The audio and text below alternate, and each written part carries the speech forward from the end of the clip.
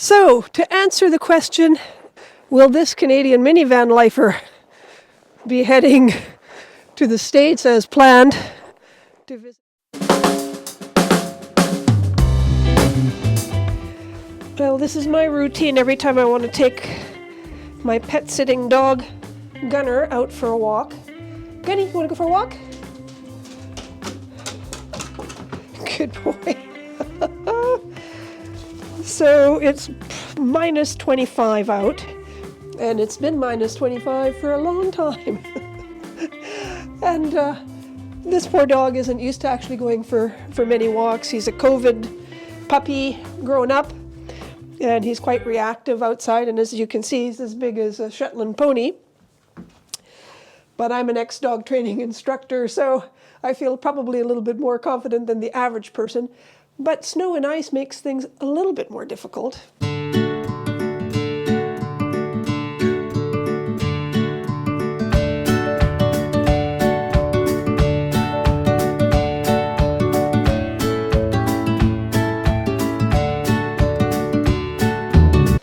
Okay, let's see how long you last today, buddy. Come on, let's go this way. So I guess this is my walk and talk video. It doesn't have much to do with actually living in a van in the immediacy. However, this is how I make a bit of a living, have a little break from minivan life, and stay flexible so I can be in the local area to help support my parents. If I had a full-time Alberta job, what that means is you're never really that certain about your hours, in my industry anyway. You're never guaranteed anything. You pretty much always have to be available. That would leave me very little flexibility to do what I'm here to do, which is really to support my dad, who had recently been diagnosed with kidney disease and was struggling hard with his new dietary requirements. He's in his late 80s. His wife is in her mid 80s. They live in the boondocks. And because I've been away most of my adult life, come on, I'm gonna have to quite pay attention to what I'm doing with him, because if I miss a dog or a person coming that he doesn't like the looks of, this video might go viral with me being dragged across the field. Fenton! Anyway, come on, bud. Come on, Lily. Good boy. So I'm rather stuck to this thing, and I have a long history of working with dogs. I was a dog training instructor and puppy socialization trainer, affiliated with the Kennel Club's Canine Good Citizenship scheme in the UK. I did have a dog business, a pet sitting business, along with dog training instruction in central London for about 6 years, and I loved it. But London can burn you out with all of the logistical problems, driving every day, taking dogs to and fro. It totally burnt me out. But I'd always intended to go back to it. And then, of course, life catches up, and I'm far away from my home country when I'm in the UK or anywhere in Europe. And with my parents getting on a bit, I felt the internal responsibility to be closer in case they needed me, which is still kind of rare at the moment. The first 6 months that I was here, yeah, it was every day, all day. I worked full time. I got a job as soon as I got here because I didn't know what I was in for at a local campsite. It was pretty much hell on earth working there. And then I found that I couldn't keep up with cooking for my dad and researching his new requirements without being 3/4 dead all the time. So yes, I'm not complaining, but it has been the reality. Good boy, you're doing really well. It's not that cold out here with the sun. It doesn't feel as cold out here with the sun at the moment. Rather nice. You want to have a sniff? So that's the background. That's really why I'm here in Canada. And of course, I can reconnect with two half-sisters that I have.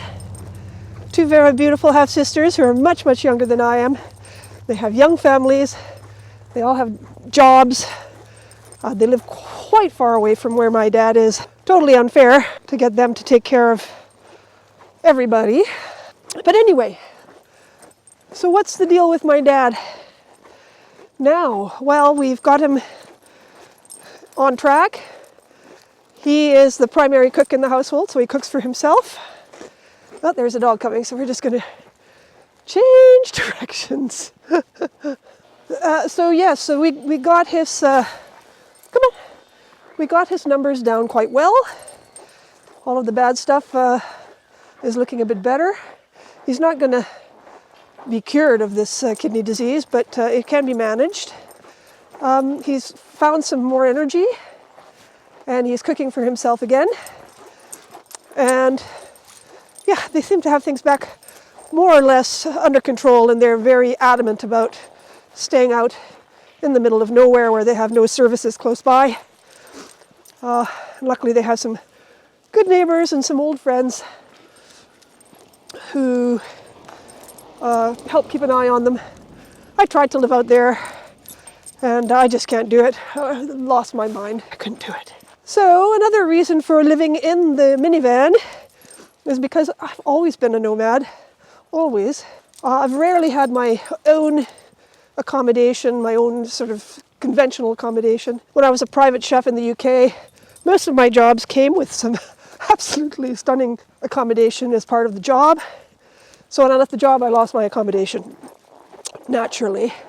And I got bored fairly easily, and chefs do, cooks do.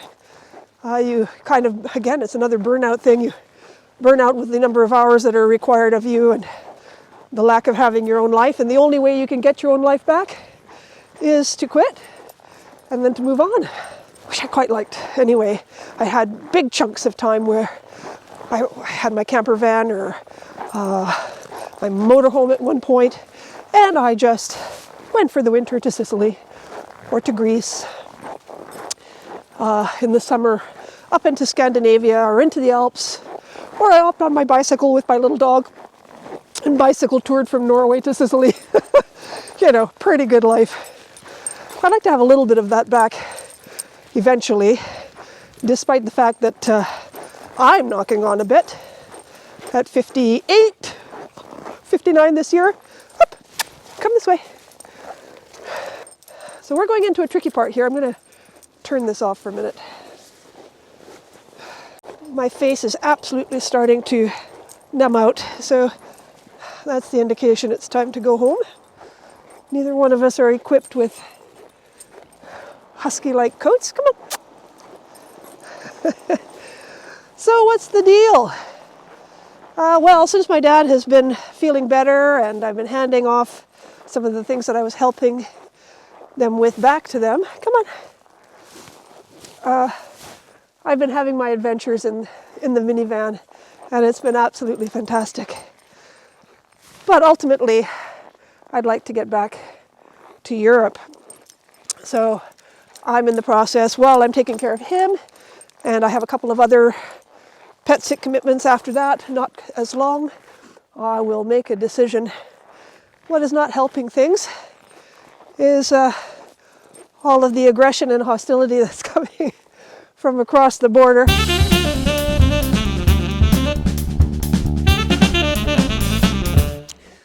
Well, my beautiful Danish Viking was getting a bit chilly. Not much of a warrior, which is a good thing. I like him just the way he is. And I still need some fresh air. I warmed up a bit. I'm back out in the beautiful sunshine. This is what we need for our mental health this time of year around here. So yes, back to my concerns about the way things are going between Canada and the US. Well, you know, I'm no nationalist. I have a very Buddhist-y approach to things. I feel like I'm interconnected with every other single living human being on the planet and every creature.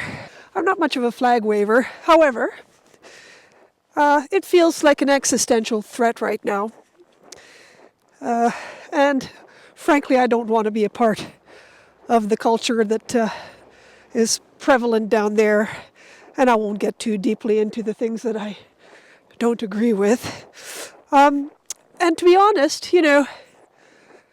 I put a little post up the other day just saying, hey, to my YouTube followers, my YouTube subscribers, I'm a new channel, and I only have something like 340 subscribers.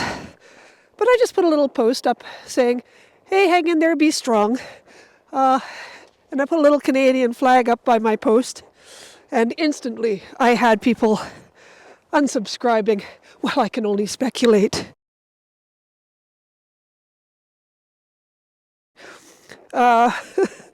And, well, I tell you what, that's not going to put me off from being me and speaking my piece and just doing what I feel is right. So, by all means, if you feel so petty that you need to unsubscribe because I say I'm not liking what's going on between Canada and the US, by all means. So in any case, as I said, I'm feel more like a citizen of the world. I know that's kind of corny, but I've lived mostly abroad and all over the place in Europe.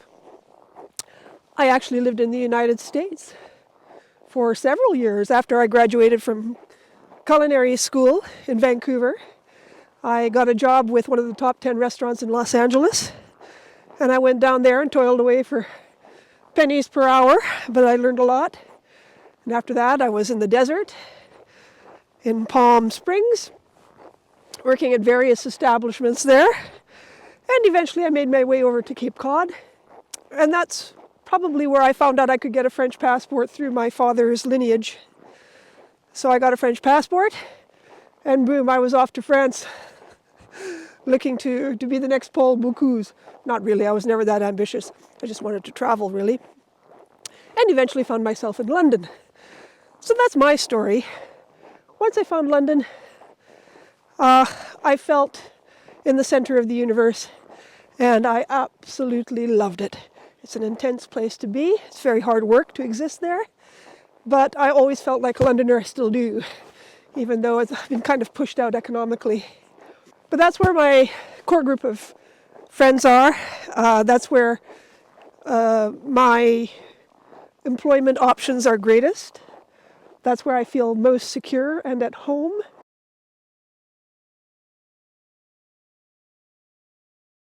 The complication is having family over here on this side of the world in Canada. I believe that family needs to be there for family. That's a very French value coming from the French side of my family. But I won't be here if I'm not needed, really. I think that's it. If I don't have a purpose, in other words, if my parents don't need me immediately, my dad and my stepmother, then I may as well go back to earning a good living and being where I want to be back in Europe. However, will this whole Canada-US and the US and the rest of the world problem create roadblocks? Well, I hope not. But all we can do is say how we feel and not be frightened to voice our concerns and to voice our opposition. So, to answer the question on the title of this video, will this Canadian minivan lifer be heading to the States as planned to visit her aunt in Idaho, her friends in California and Cincinnati, and in New Mexico? I even have a friend in Texas. The answer is a resounding no. I cannot, in good conscience, go down there and spend, it's not even about money, it's not about money. I cannot, this is my only form of protest, really, at the moment, is just not to go down there. And I'm very sorry not to be seeing my friends and seeing all of the beautiful places that I used to know so well, to revisit all of that, to go have adventures there. I know I will again, but just not right now. And I really feel for all of the Americans that I know who don't like what's going on in their country one little bit.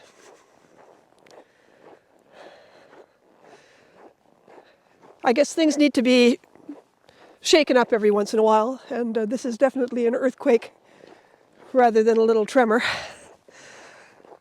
But let's hope it all goes back towards the center soon. I ain't going until things straighten out. So yeah, for all of those of you who would unsubscribe because of my desire to keep Canada, Canada, see ya. Yeah, you tell them, Gunnar. I have a feeling, though, that for all of my unsubscribed former followers, that will be replaced by people who are hopefully a little more community-minded and a little more open-minded and a little more peaceful and loving and kind. And that's, I'm not just on YouTube here to do self-promotion or because I like seeing myself on camera. Trust me, I don't. It's very painful. But I'm hoping to build, I'm hoping to be part of this community, this nomadic community. I've been doing it for a long time. And I'm not promoting the lifestyle at all. I'm just documenting what I do and sharing and bringing my European friends along for the ride, really, and hoping to meet new and like-minded people here as long as I'm here. The idea is to split my time a little bit lopsided in the UK and Europe with a few months here in Canada. So, there's going to be a continuation of all of this. And if I do end up going back to the UK and Europe, I'm going to drag you all along with me. And you can see what life is for a poor old Canadian over there. It's very overwhelming, but also very, very, very wonderful, very exciting. All right, well, we'll see you soon. And I hope whatever the case may be, turn off your TVs every once in a while, open a book, escape into a different kind of world, hopefully a world where there's less anxiety, fewer threats, and more unity. I know it's not exactly human nature all the time to get along, peace, love, and understanding. However, I'm hoping that's the way we're evolving towards, instead of annihilation and total self-destruction. Take care. Peace out.